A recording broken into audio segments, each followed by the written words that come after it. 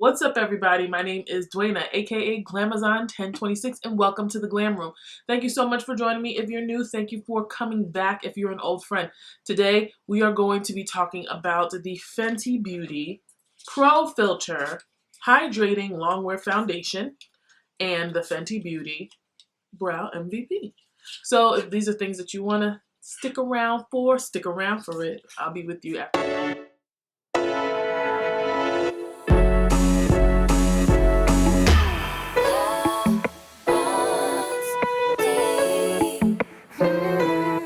So it seems like it's the summer of the drop. Like, everybody is releasing everything.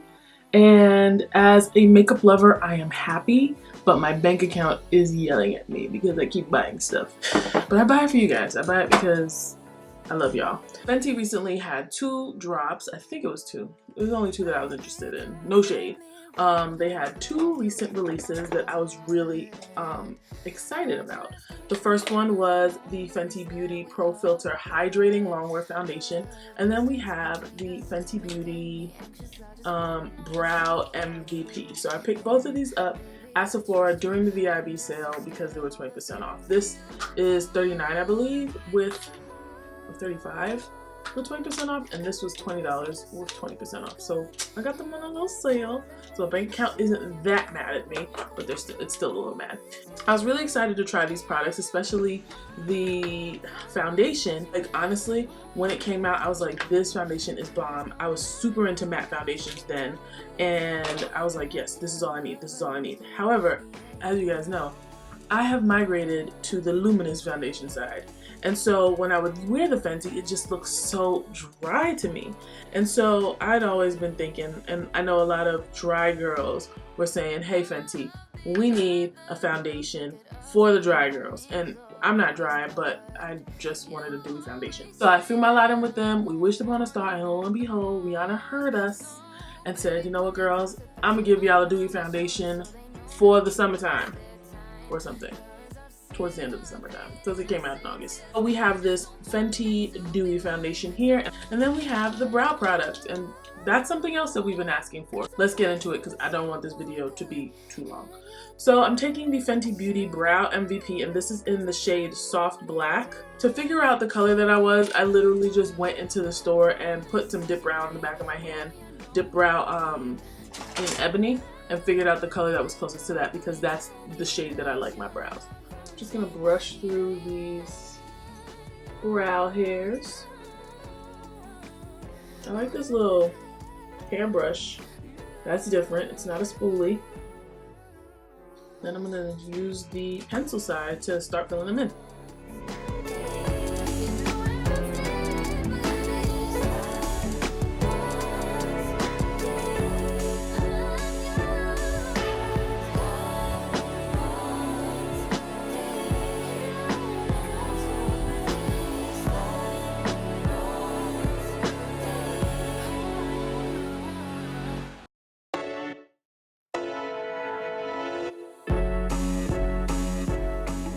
Took a little longer than I thought it would, but we got us some brows.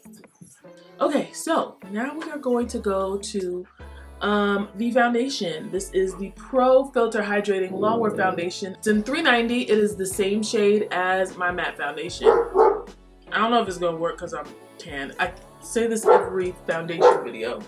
This is the 3rd one I'm filming and I'm still tan, but it needs to get out, so I'm not gonna wait till, you know, whenever. 2 months from now and I'm not tan no more. Let's just hope it matches. It should match. It matches down here, so that's all we care about, right? As usual, one side will be for a beauty sponge only and one side will be for a foundation brush. And I'm not going to color correct under this because I want you guys to see the coverage and all that. This foundation smells like the powder, and I like the smell of the powder, but I don't like it in the foundation. But I don't like scented foundations at all. So, like, I try to stay away from them because I feel like they're full of perfumes and the perfume is gonna break me out or something like that. I don't know if that's true, but that's how I feel. Coverage wise, it looks really good, and there's not really a difference in sheen level, like luster or shine or whatever, from the unfoundation face as to this. So it looks like I just have primer on my skin. I mean, granted, the color, whatever, but it looks the same finish as when I have primer on my skin. Tight. It's just a train. Alright, so now we're going to put the beauty sponge to the test on the left side.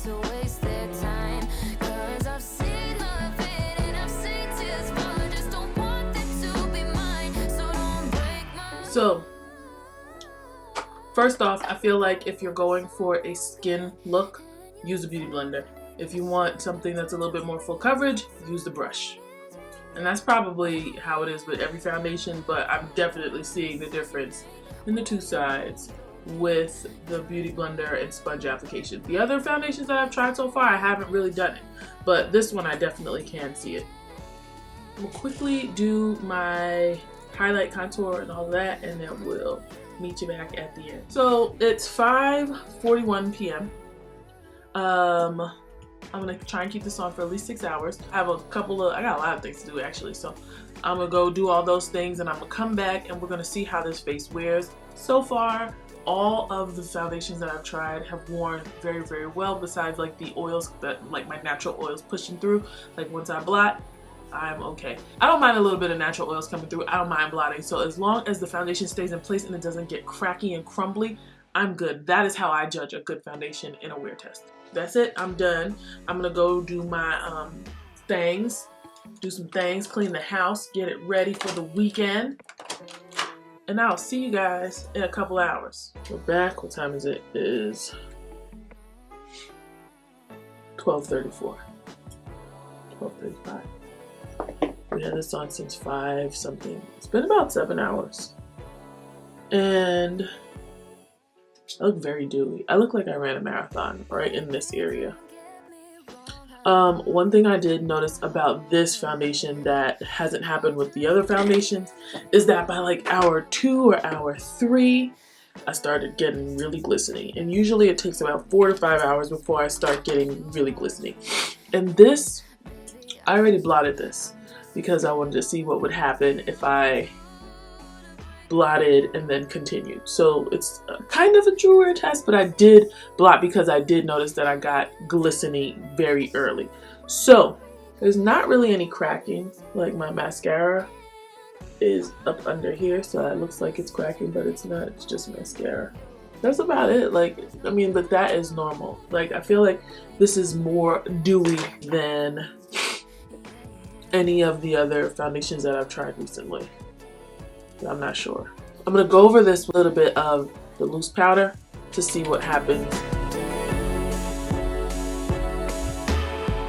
All of the other girls look at us when you hold me close, but you always say that I'm the one you want the most. So baby, pull me closer, put your arm around my shoulder. Foundation technology has improved, because all of these foundations look good. So this still looks really, really good now that we have put some translucent powder over it. Well, not translucent, just some setting powder over it. It kind of gets back to its original state. So the brow pencil, I don't think that this is necessary. I found it to be a little bit dry. It looks pretty good on. I feel like it would be like a backup for my backups. I don't think that it's necessarily a buy just because of how dry it is. Even after I like warmed it up on the back of my hand, it still was pretty, it's not difficult to use. It's not that at all. It's just not as creamy as I would like it to be. And maybe they made it like that so that your brows could stay, because there's very little transfer when I did this. So very little transfer. So maybe that's why they did it. I have no idea. I prefer a creamier pencil though, especially when I'm in the front of my brows and I want to make like actual little things that look like brow hairs. It doesn't overwhelm me when I'm like, oh my gosh, this brow pencil is so amazing, and it doesn't underwhelm me. It just whelms. What movie is that from? 10 Things I Hate About You? I think it's from 10 Things I Hate About You. This foundation is pretty good. I do like it. I like the coverage. I like the color. I feel like it gives me a nice like soft glow. It's definitely not as dry as the original formula, and so I appreciate that. I think that I'll probably pick this up quicker than I picked up the original Fenty. Do I think you should buy the foundation? Yes, you should buy the foundation if you have dry skin.